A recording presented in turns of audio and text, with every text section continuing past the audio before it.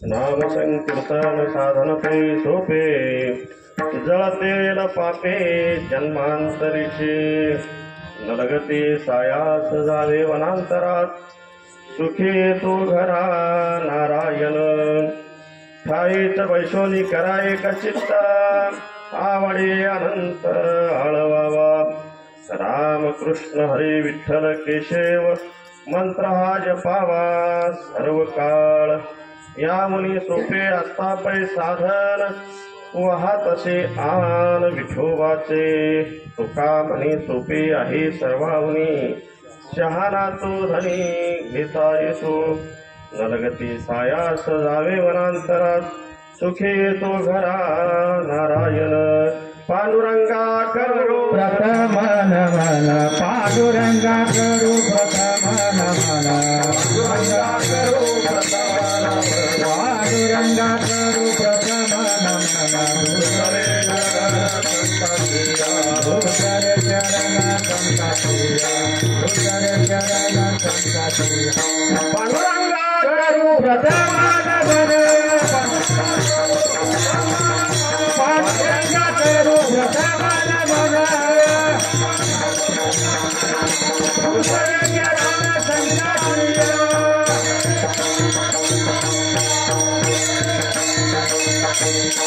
चंद्र पदाले गते साई सरो चंद्र पदाले गते साई सरो वावन सद्गुरु दास पूरा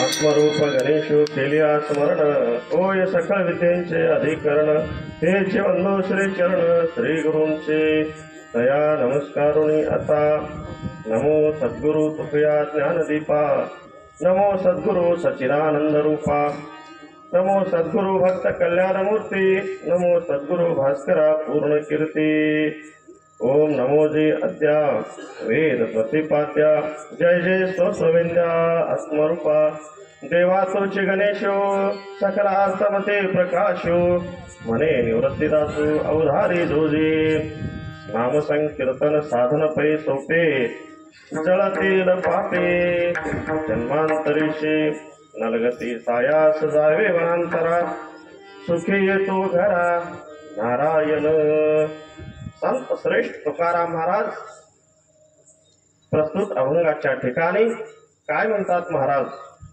नाम संकीर्तन साधन पै सोपे जळतेल पापे जन्मांतरीचे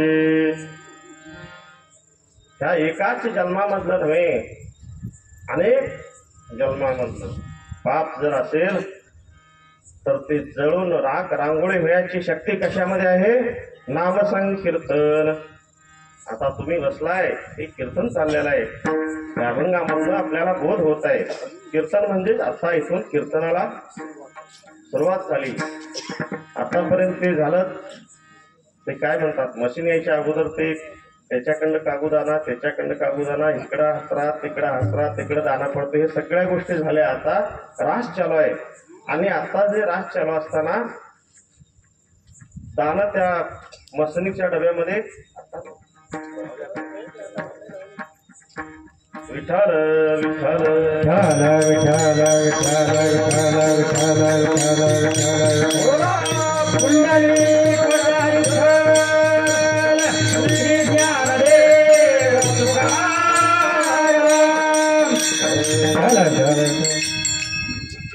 आतापर्यंत मसनीला फोन केला अनेक वेळा फोन केला आमचे सुनील गोरख जाधव आमचे जावाय शशिकांत चव्हाण फक्त मसनीच्या ड्रायव्हरला मसनीला मशीन घेऊन आमची रास आहे ही नामस्मरणाची रास आता सुरुवात होणार आहे आतापर्यंत झालं इकडं मशीन लावा तिकडं मशीन लावा इथं उभा करा तिथं उभं करा हे आता झालं हे लाइटिंग ह्या सगळ्या गोष्टी झाल्या आणि आता रास सुरू झाली आणि आता आपण काय करायचं आहे राशीमधलं दाणं पडत असताना ती कुठं का पडेना आम्हाला काय करायचं मग तुम्ही जर हात बांधून गपचूप बसला तर ते रास मात्र होईल ते रास मातीमध्ये मिक्स झाल्यानंतर ते तुम्हाला खाता येणार नाही त्याचा उपयोग होणार नाही एवढं केलं पण त्या मशनीवाल्यानं एवढं सांगितलं नाही की ह्या ठिकाणी पोतं लावायला लागते आणि असं होईल की पोतं लावलं बुसकाटाच्या बाजूला, दानपाड्याच्या बाजूला मोकळं सोडून दिलं तर रात व्यर्थ होईल.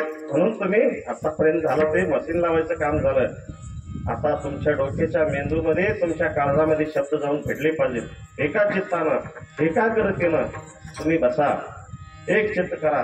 का तर हे जे आजचा कार्यक्रम आहे, त्या कार्यक्रमाचं नियोजन अनेक दिवसापासून 2000 आपले सुनील साहेबांनी सांगितलं, ते पडतरवाडीचे पाहुणेच आहेत ते. 2022 पासून या कार्यक्रमाची सुरुवात झाली आणि 2022चा गणपती म्हणलं तर पडतरवाडीमध्ये पहिला असावा. का तर वाडे वस्तीवरला, गावात पूर्वीपासून आहे ते भाग वेगळा, पण 2022 पासून 2025 पर्यंत निरंतर सेवा ह्या ठिकाणी गणपतीच्या निमित्तानं अनेक थोड्या मोठ्या जनतेला सेवा देण्याचं कार्य कोणी केलं असेल तर ह्या चव्हाण वस्तीवरल्या मंडळींनी, आपले भजनामध्ये गाजलेले रावसाहेब भोसले आणि संभा गवळी म्हणलं तर कोणी त्यांना ओळखतात पूर्वीपासून, आणि बाबू निकम आणि असे अनेक महात्मे होऊन गेले हे गणपती संघटित करण्याकरता.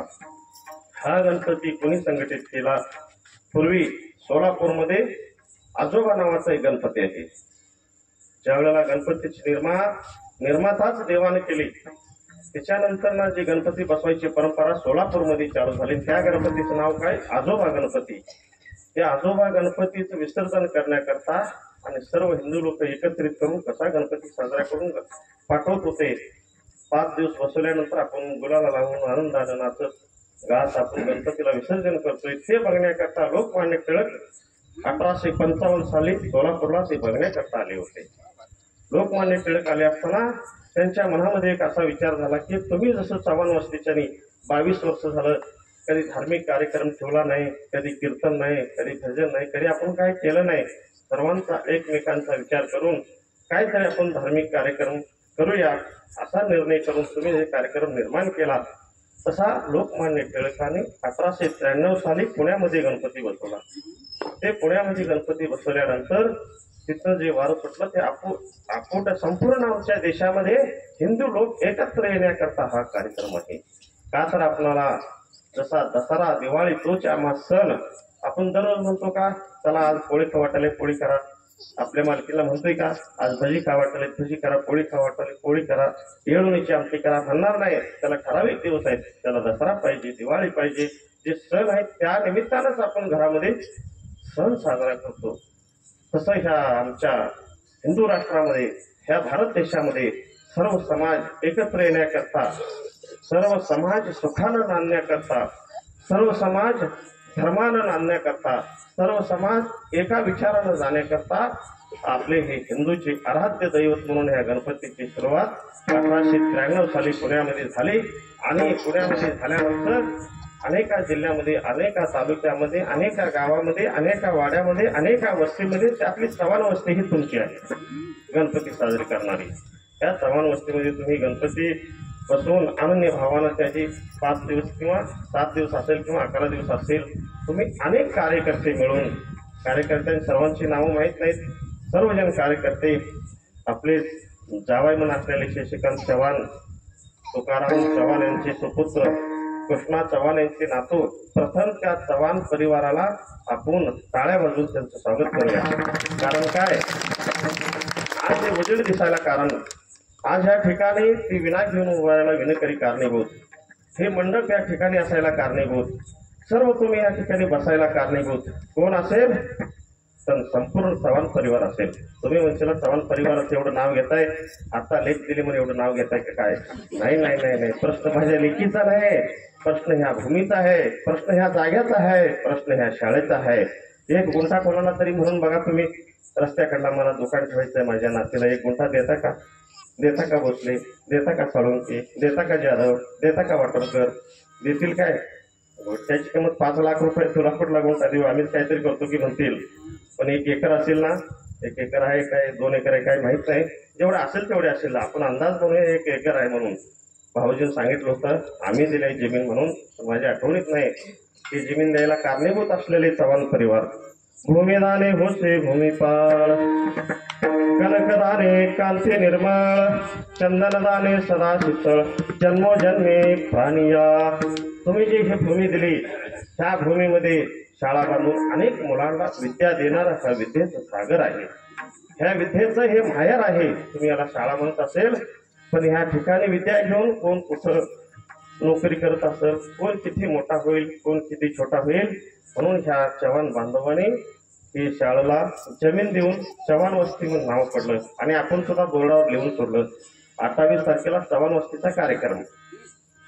डोया हे चव्हाण वस्ती म्हण तिथं स्थिर झालं, म्हणून त्यांच्यासाठी आपण टाळ्या वाजवायला सांगितल्या. आपण कारणीभूत सर्व आज हे ज्ञानेश्वर माऊली भजनी मंडळ मिलिटरीमध्ये सेवा करून आलेली अभिमानी आणि स्वाभिमानी असलेले आपलं बबलू जाधव मिलिटरीमध्ये सेवा करतात आणि देशामध्ये सेवा का तर एकदा पाण्यामध्ये रंग मिसळल्यानंतर तो पाणी वेगळं आणि त्याचा कलर वेगळा करता येत नाही. पाहिजे असेल तर तुम्ही सकाळी जावा, एक ग्लास घ्या, त्याच्यामध्ये 1 चमचा गुलाला टाका आणि दुसऱ्या दिवशी तुमच्या मम्मीला सांगा की गुलाला वेगळा करून दे आणि मला पाणी वेगळं करून दे. साध्य होणार नाही ते. त्यांनी म्हणतील डोक्याला खोड लागलाय का काय, कारण का रक्तामध्ये वंश परंपरा दास मी अंकित, माझ्या वडिलाची मिराशी गा देवा, तुझी चरण सेवा पांडुरंगा. ही सेवा रक्तामध्ये मिसळलेली आहे म्हणून ती वेगळी करता येत नाही. सकाळी म्हटलं चव्हाण वस्तीला कार्यक्रम येणारच आहे सांगितलं. त्यांनी आपले अकबर महाराज, आपले देवरत्ती महाराज, आपले गुरुबंधू गलडगीचे, आपले कोडक साहेब, आपले अनेक साथी, आमचे थोरत महाराज, आमचे गोरख शिंगाडे, श्यामू चोपदार, पेटी मास्तर, आमचे सावळगीचे, आमचे उत्तम कलाकार आकाश जाधव, या सर्व बांधवांनी एकल्याचा नव्हे खेळ म्हणून मेळ जमविला. तुम्ही म्हणशील हे सर्व सांगायचं, जरा आता पुढचं जरा सांगायचे. आता पोत्याला लावा, तुम्ही तिकडं दान पडते तिकडं पोतं लावा. नामसंकीर्तन साधन पैसे. तुम्हाला अक्षर कळणार नाही, तुम्हाला अभंग कळणार नाही, तुम्हाला काय कळणार नाही. म्हणून महाराजांनी सांगितलेलं की कीर्तन आहे ना, या कीर्तनामध्ये बसून ऐकायचं. तुम्हाला कीर्तन कळेल आणि ही सोपं आहे, कायच नाही, फक्त बसून ऐकायचंय. नामसंकीर्तन साधन पै सोपे, जळतेल पापे जन्मांतरीशी. अनेक जन्मामध्ये केल्यानं पाप नष्ट होईल. तुम्हाला कुठल्या दऱ्याखोऱ्यामध्ये जायची गरज नाही, कुठल्या डोंगरामध्ये जाऊन बसून तपश्चर्या करायची गरज नाही. नलगती सायास जावे वनांतरास, सुखी येतो घरा नारायण. देव तुमच्याकडे चालत येतोय. ठाईचं वैशुनी करा एक चित्त. तुम्ही या ठिकाणी बसलाय ना, तुमच्या घरामध्ये एकत्रता चित्त करून तुम्ही भगवंताला आठवा. ठाईचं वैशुनी करा एक चित्त, आवडे अनंत आळवावा. आवडींच्या देवाचं गुणगान ऐका. रामकृष्ण हरे विठ्ठल केशव मंत्र हा जपावा सर्व काळ. त्रिभुवनामध्ये या मंत्रासारखा दुसरा मंत्र नाही. तुम्हाला जर खोटं वाटत असेल, तुम्ही म्हणताय तुम्ही काही सांगून जाताय, तुमचं ते कामच आहे सांगायचं. तुकाराम महाराज तुम्ही कुठेतरी खोटं समजला म्हणून यावने सोपे आत्ता पै साधन उभा तसे आन ठोबाचे. माझ्या पांडुरंगाची आन करून सांगतो, त्याच्यासारखा सोपा दुसरा पंथ नाही, त्याच्यासारखा दुसरा मंत्र नाही, त्याच्यासारखा दुसरा संप्रदाय नाही. तुका म्हणे सोपे आहे सर्वाहुनी, शहाणा तो धनी घेता येतो. जो शहाणा आहे, ज्याला ज्ञान आहे, त्याला धनी म्हटलंय, त्याला मालक म्हटलंय. शहाणा तो धनी घेता येतो. नलगती सायास जावे वनांतरात, सुखी येतो घरा नारायण. अभंगाचा सोपा सोपा भावार्थ झाला. विठ्ठल विठ्ठल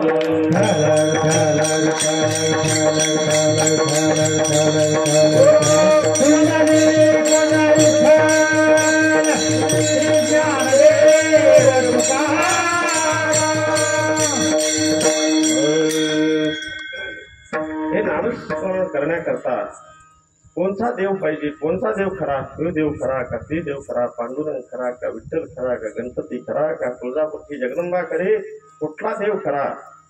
तुमच्या आणि आमच्या हिंदू धर्माच्या वाटेला देव 33 कोटी आहेत. मुकुटमाने पुंडलिका, मुकुटमाने पुंडलिका,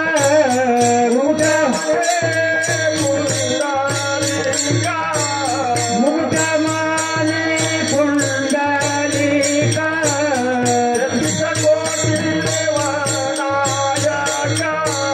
यतीश कोटी देवनायक,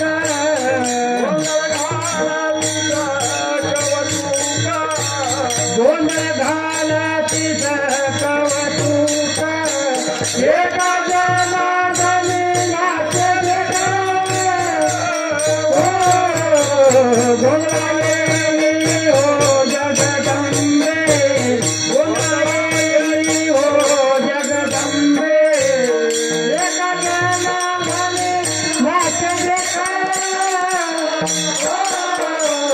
गोंधळायली हो जगदंबे गोंधळायली हो जगदंबे मुकुट माने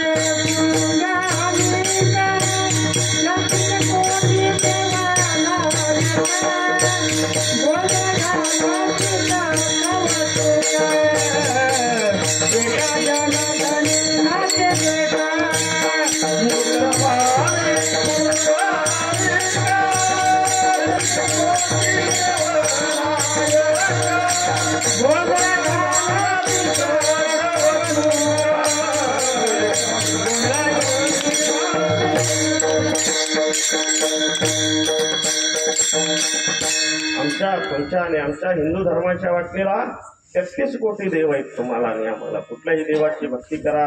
ते पाणी मुळाला जाणार आहे. झाड आहे पण पानं अनेक आहेत. तुम्ही हे पान श्रेष्ठ का हे पान श्रेष्ठ म्हणू नका. मुळाला पाणी घातलं तर सर्व पालव्यांना पाणी पोचतंय. आई काय केली, मुळाला घेऊन बाजारला गेली. बाजारला गेल्यानंतर जसं दसरा समीप आलाय ना, दसरा जवळ आलाय ना, तसं दसऱ्याच्या टायमाला मुलाला घेऊन बाजारला गेली आणि ती आई म्हणाली, मुला आपण देवाऱ्यावरती बांधायसाठी चित्र आणतो, काय म्हणतात त्याला, चिमणी कावळा, ते देवाऱ्यावर बांधतात. ते सर्व साखरेचे असतात पण त्याला वेगवेगळ्या पद्धतीचा कलर दिला असतो. आई म्हणाली मुलाला, तुला कुठला आवडतंय? तो म्हणाला, आई मला हे गाढव, ही गाढव नको, ती कुत्र चावक मला कुत्र नको, ती कावळा नको, ती चिमणी पण नको, मला पोपट पाहिजे. पण कलर वेगळा होता पण त्याला आवडला पोपट. पण त्या आईला माहित होतं की हे सर्व चित्र साखरेमधूनच बनवलेले आहेत आणि आपण दसऱ्याला त्याला ते पाळणा केला असते, त्याला बांधते ती, असं दोरा बांधून त्याला बांधते ती.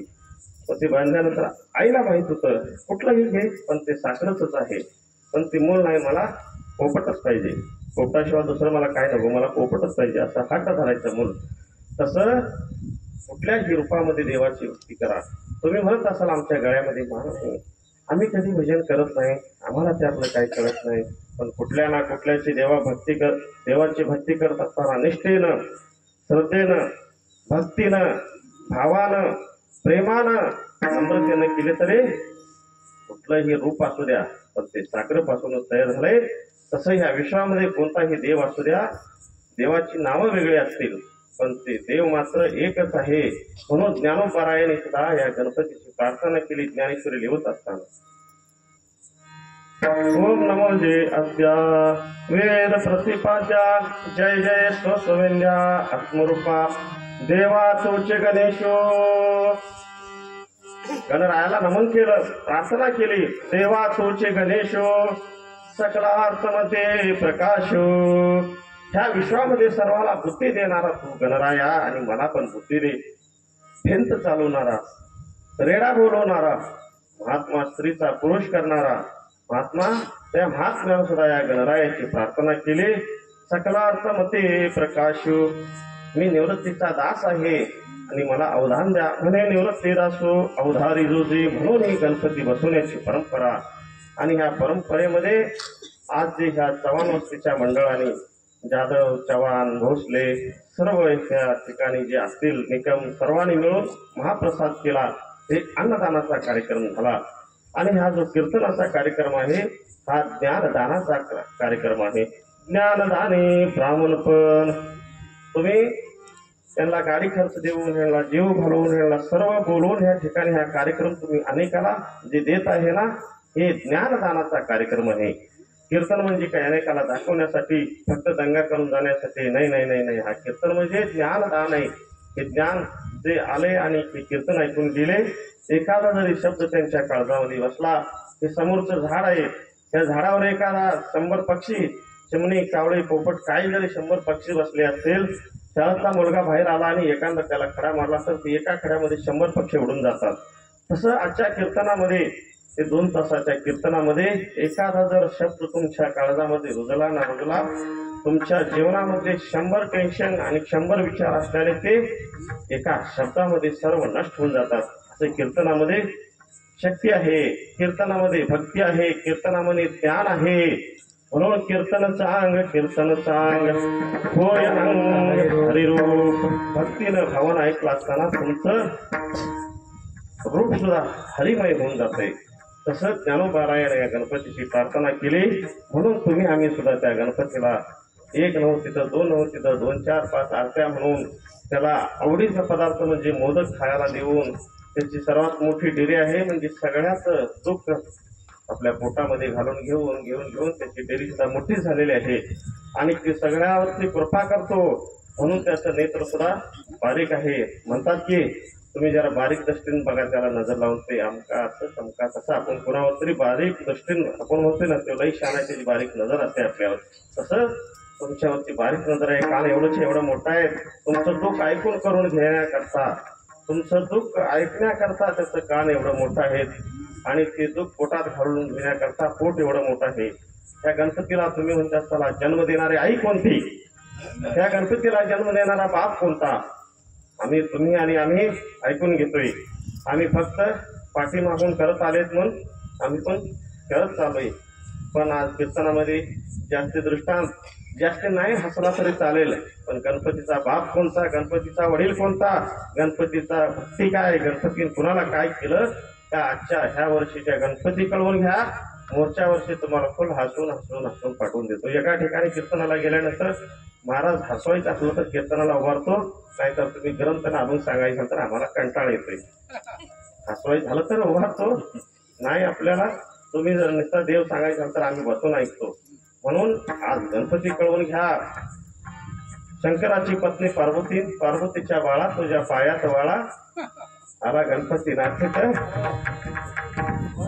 ते पार्वती त्याची माता, ती माता कसं झाली आणि गणपतीला जन्म कसा दिला. पूर्वी काय असं तुम्ही आम्ही बसून आता आपण आनंदानं भोजन केलं, मुलं आनंदानं वाढू लागली. खीर पाहिजे का, भात पाहिजे का, आमटी पाहिजे, काय वाढू महाराज, काय वाढू महाराज, अशी व्यवस्था नव्हती. असं जर माणसं जेवायला बसली तरी राक्षस येऊन गिळून जायचे, खाऊन टाकायचे, अशी अवस्था होती. हे सर्वांना नष्ट करण्याकरता एक देवतान जरी अवतार घेतला असता तर सर्व नष्ट झाले नसते. 33 कोटी देवाने अनेक रूपामध्ये अवतार घेतला. जगदंबेनं सुद्धा अवतार घेतला. आराधी निर्गुणा प्रगटली भवानी, आराधी निर्गुणा प्रगटली भवानी,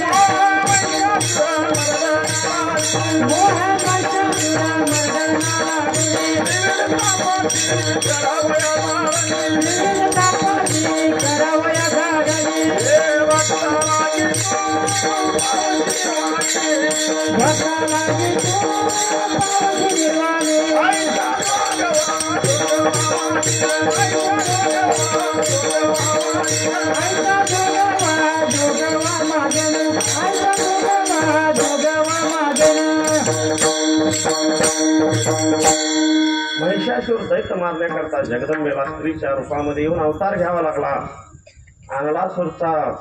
अनलासूर नावाचा राक्षस मारला होता, त्याचा वध करण्याकरता गणपतीचा अवतार कसा झाला.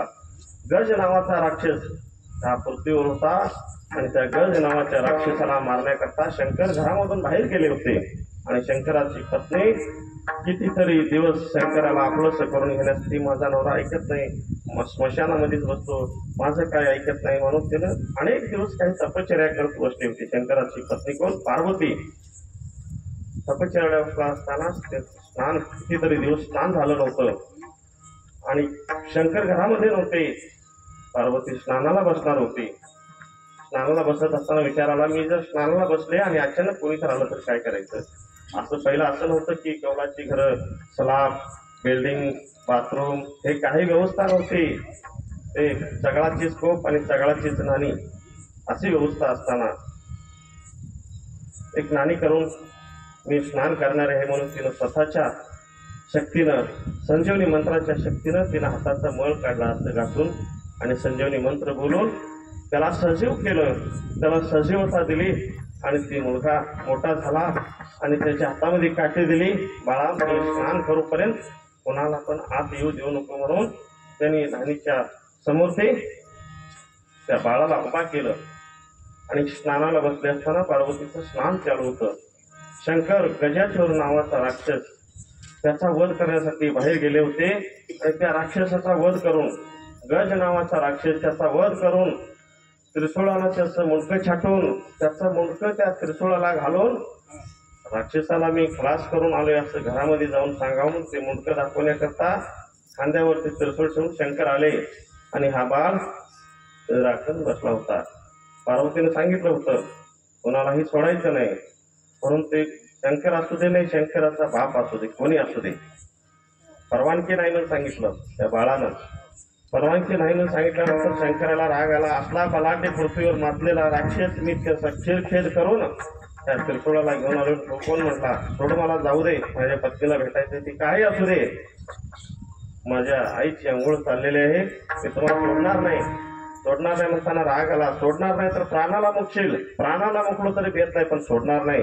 म्हणून गणपती पावल्याशिवाय राहत नाही. गणपतीची जर कृपा झाली प्राण जाईल, जान जाय पण वचन न जाय, असे आमचे दैवत आहे. मग जान गेला पण पार्वतीचं वचन बाळा माझी राखण कर म्हणून सांगितलं होतं. त्या बाळाला प्राण दिला पण आईचा शब्द मोडला नाही. वेद होऊ दे, तुझं मुंडकं उडवलं तरी चालेल. शंकराला राग आला. एवढा नाही म्हटला बिटकोला, आणि मला म्हणते मुंडकं उडवले तर चालेल, ह्याला एवढी हिंमत कशी आली. म्हणून शंकराला राग आला. राग आल्यानंतर त्रिशूळ मारतो, मार बघू भेट नाही म्हटला. त्रिशूळ उघडला तरी भेला नाही. त्रिशूळ मारला आणि मुंडकं उडवलं त्या बाळाचं. शंकरानं मुंडकं उडवलं. मुंडकं जाऊन 7 समुद्राच्या पलीकडे पडलं. आणि आज घरामध्ये जातोय तर पार्वती स्नान उरकून आवरली होती. म्हणाली माझा बाळ आहे दारामध्ये, तुम्ही कसं आला.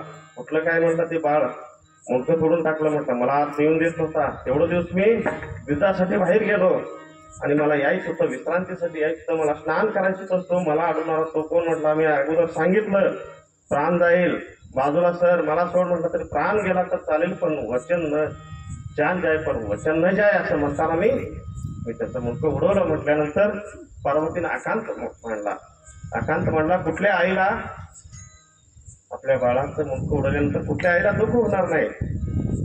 पार्वतीने आकांत म्हणला तू माझ्या बाळाला मारलास. मी नाही म्हटले, जोपर्यंत माझं बाळ जिवंत करणार नाहीस तोपर्यंत मी या ठिकाणी समाधान होणार नाही. माझं चित्त समाधान होणार नाही. मी जेवणारी नाही, मी अन्न खाणारी नाही. माय मेली हे करडे मुखामध्ये माती पडे. एखाद्या मुलीला जर कळलं तर तुझी आई मरण पावले तर 10,000ची साडी त्या लेकीच्या अंगावरती असू द्या, जमिनीवरती लोळून घेते आणि पडवून घेते. ती म्हणत नाही साडी लई महागायची आहे, कसं जमिनीवर लोळू, कसं मातीमध्ये हात घासू. त्याच्या जे हातात येईल ते पडवून घ्यायला चालू करते. तसं पार्वतीने आकांत मांडला. पार्वतीने आकांत मांडल्यानंतर पत्नीच्या पुढं पतीस पण काही चालत नाही. कधी कधी पत्नीच ऐकावं लागतं. शंकर म्हटला ना विलाज आहे म्हटलं, आता काय करू सांग. माझं बाळ जिवंत करायला पाहिजे, जिवंत करून मला द्यायला पाहिजे. अगं पार्वती एकदा गेलेला जीव येईल का, एकदा मेलेलं बाळ परत जिवंत होईल का ते मला काही माहित नाही. माझं बाळ जिवंत करून द्यायला पाहिजे. ते माझं बाळ आहे, ते माझं काळीज आहे, ते माझं हृदय माझ्या संरक्षणासाठी ठेवलं असताना तुम्ही जे केला ते माझ्या बाळाचा घात केला. असं म्हणताना शंकरानं जे गजासूर नावाचं हत्तीचं मुंडकं, त्याला गजासूर म्हटलेलं आहे, हत्तीचं मुंडकं तोडून त्रिशूळाला लावून घेऊन आला होता पार्वतीला दाखवण्याकरता. ते बाजूला ठेवलेलं हत्तीचं मुंडकं आणला आणि त्या बाळाला लावला, त्या बाळाला चिटकावला. त्याचं बाळाचं जे पहिलं मुंडकं होतं 7 समुद्राच्या जाऊन पलीकडे पडलं आणि त्या शंकरांना वेध करून राक्षसाला मारून ते राक्षसाचं गजासुराचं हत्तीचं मुंडकं आणून त्या बाळाला लावलं. पत्नीच्या हट्टासाठी. राज हट्ट, पत्नी हट्ट आणि स्त्री हट्ट पुरवावाच लागतो. एखाद्या मुलानं याच्यामध्ये दृष्टांत घेऊया. एखाद्या मुलानं आपल्या राजाला सांगितलं माझा बाप राजा आहे, मला खेळायला हत्ती पाहिजे, खेळायला हत्ती पाहिजे म्हणताना बापानं प्रधानानं म्हटलं जा हत्ती आणून दे. काय कमी, सार्वभौम आहे मी, हत्ती आणून दिला. तो बाळ काय काय काय करून आणि रडा लागला. हत्ती आणलास पण हा हत्ती मला खेळायला गाडगं पाहिजे म्हटला. गाडगं खापराच गाडगं आणून दिलं. मग तो बाळ आणि म्हणायला लागला हत्ती आणून दिलाच बरोबर आहे, पण हा हत्ती गाडग्यामध्ये घालून दिला पाहिजे. खापराच्या गाडग्यामध्ये मोठाल्याच्या मोठाला हत्ती जाईल का, जाणार नाही